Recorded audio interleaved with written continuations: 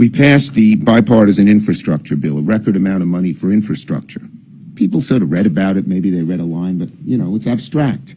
But last week, the president and I went to Gateway, which has been a dream and passion of mine, and announced it's really happening. And the exultation in New York was great. That's going to happen over and over and over in state after state and city after city. So I believe you're going to see the American public really proud, popular, and happy with what we were able to do, in addition to what we'll try to do in this Senate, okay? So we are unified here in the Senate as Democrats. The House Democrats are pretty unified, too. But it's a stark contrast to compare what's going on with House Republicans. The back and forth between Speaker McCarthy and the MAGA Republicans, and it shows lack of unity, which is very worrisome and troublesome. Right now, the House Republicans are risking economic disaster by holding our country hostage to push their extreme, unpopular, and downright dangerous agenda. And that's why they're scared to show their cards to the American people in general, and certainly when it comes to debt ceiling. Our plan's simple. It's a plain, simple plan. Raise the debt limit clean. It's simple, but it's a real plan. It's how we done it 4 times in the last several years under both Republican and Democratic administrations. And we are saying to tell our Republican friends and Speaker McCarthy, show us your plan. He says he wants cuts. Where? He hasn't named a single place where he wants them. Is it going to be Social Security or Medicare? Don't just say no, prove it. Show us your plan. Now you say, well, he said, well, he's not going to do that. But a number of his Republicans are still saying they want to do it. The very same Republicans who got their way when they were organized. We can't be sure they won't cut Social Security and Medicare until we see their plan. So the only thing we hear is a lot of rhetoric. One member says they want to cut the woke agenda. What's that? What cuts does that mean? Some say the woke military agenda. I don't even know what the heck they're talking about. But we need a plan. And yesterday, the House Appropriations Chair said they'd consider cutting SNAP benefits. Money to feed children who would otherwise go hungry? Are they really going to cut that? They have no plan. No plan. You can't say we want cuts. Show and then not show us what they are. So it's getting to be clear, you know. Well, let me just say, if making sure that hungry children are part of the woke agenda, then we certainly don't have the same agenda. Okay? So Republicans are stuck. They can't govern. They can't agree on anything. Instead, they're focused on political theater. They don't do any. They're not trying to do anything real. And we hope they won't continue to do this on something as important as the surveillance balloon. China sent that surveillance balloon over. The Biden administration was calm, calculated, and effective. They listened to the military experts, they listened to the intelligence experts, and they did the right thing. But Republicans, even before they saw and knew what was happening, started, some of them, not all, lambasting the president. Those criticisms were at best premature and in all probability highly political. This is one area where we don't need politics. So we need Democrats and Republicans to come together. We need the country to come together to condemn China for what it did and have a unified front in dealing with the Chinese Communist Party. I applaud President Biden for his leadership. I applaud that he listened to the military and national security experts. And I think as we go forward in time, everyone's going to see what he did was the right thing. We hope our Republican colleagues will avoid the politics. And there's some talk of a joint resolution condemning China. I hope that's what they do. Ready for your questions. Yes. Mr. Leader, I just want to ask you about a new poll that we have out from CBS News, which shows that a majority or close to a majority of Americans feel that the state of our union is divided, declined.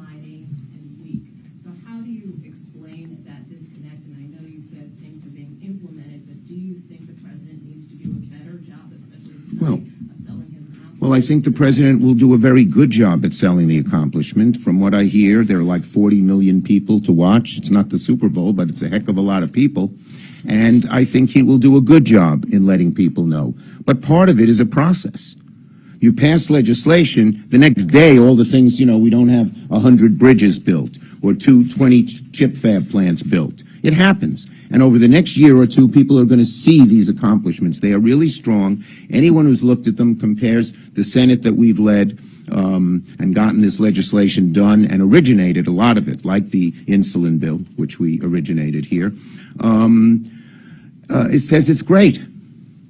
Now we're starting to hear from people. I'm hearing from people about insulin because that got implemented right a month ago.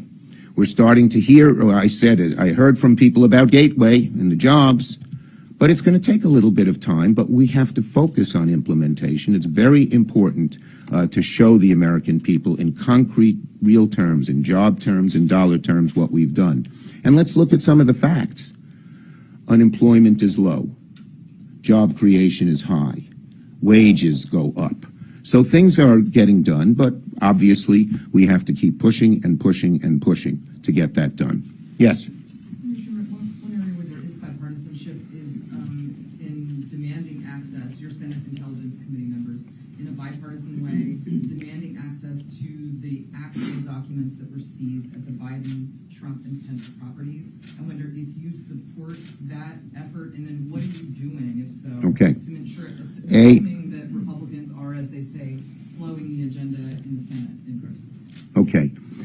Look, first, to slow the agenda and withhold appointments, especially in the military and in the State Department and everywhere else, hurts our national security. So I think that's the wrong thing to do, and a couple of Republicans seem to make a practice of that, but it's a bad idea. Now with 51 votes, they'll have less ability to do that than they had with 50 last time, but they're still doing it.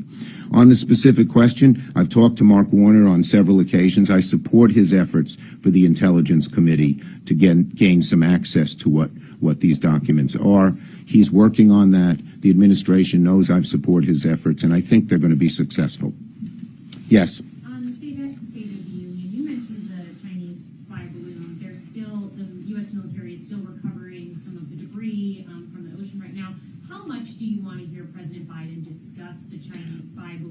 In his State of the Union? Well, there'll be a limit to what he can discuss because a lot of it will be classified. But again, I think he can say this. I've said it. It's not classified. By letting the balloon be shot down over water, we got far greater look at these balloons, which are relatively new. We didn't know about them. Our military and our surveillance NSA didn't know about them till last year. 3 of them went over when Trump was there. But you can't blame Trump because he didn't know of them. They didn't know of them then. We're just learning of them. Having them come down over water is a huge, huge advantage than having them come down over land. Because over water, much of the surveillance balloons stuff can be recovered. So we're going to know what it is, and we're also going to know what they've sought. And even as the balloon came over the southeastern part of the United States, we were monitoring it very, very carefully to see what the Chinese were picking up and not. So I think we're going to learn a lot. How much he can, I think he can talk about that he listened to the military. By the way, had he not listened to the military, do you think those same Republicans would have said, he was premature, he did it too soon, he should have listened to the military? I bet some of them would have. But in any case, although that didn't happen, so I think that he will show why he did it, but I don't think we'll get the details till we have our classified briefing on Thursday. And by the way, that briefing was going to be the Gang of 8, but lots of members wanted it. They were entitled to it. So I requested that it be expanded to the whole Senate, and the administration agreed. Yes? Senator Schumer, one area where there's bipartisan support on both sides of the Capitol is for permitting reform. Are you hoping that President Biden in his speech tonight calls on Congress to take this issue up again? I don't know if he'll call for it in his speech, but I think it's something that we need. The permitting reform will actually make it a lot easier to implement much of the green energy that we have. I think the bill we proposed actually, according to most of the modelers, including that great modeler in Princeton, I forgot their name. The guy has 2 S's in his name, like Shelby Summers. I don't know what his name is. But shows that would actually permitting would decrease the amount of carbon going into the atmosphere. So I'm for it. Yes. Some Democrats have called for tax increases as part of the debt ceiling negotiations. What is your response to that? Would you support tax increases? Okay, good question. On the debt ceiling, it should be done without brinksmanship, without hostage taking, without confrontation. It should be passed as we've done under both President Trump and President Biden. Bipartisan cooperation, get it done. But the idea of where there should be tax cuts, where there should be where there should be spending cuts, where there should be tax increases, belongs in the budget. We're going to have to negotiate a budget this year, and that's where we should do it.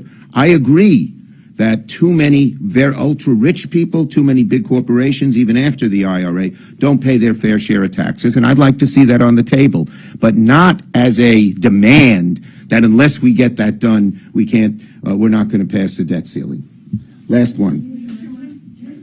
Lady in red. Okay, we'll do you two. Okay. I heard you say implementation is a very important focus of this year, but what in terms of new legislation do you want to bring up this year, and will the Senate have its own budget resolution? Okay. Senator, on the second question, Senator Murray and Collins, they're good. They're both excellent legislators. They both have cooperated on many issues in the past, and they're hopeful that we can get a budget resolution done in the Senate. The House, as I said, they're so divided over there in the Republican caucus, I don't think we can just wait around for them unless somehow magic strikes and there's real unity over there. In terms of the bipartisan legislation, there's a whole lot of I have a long list.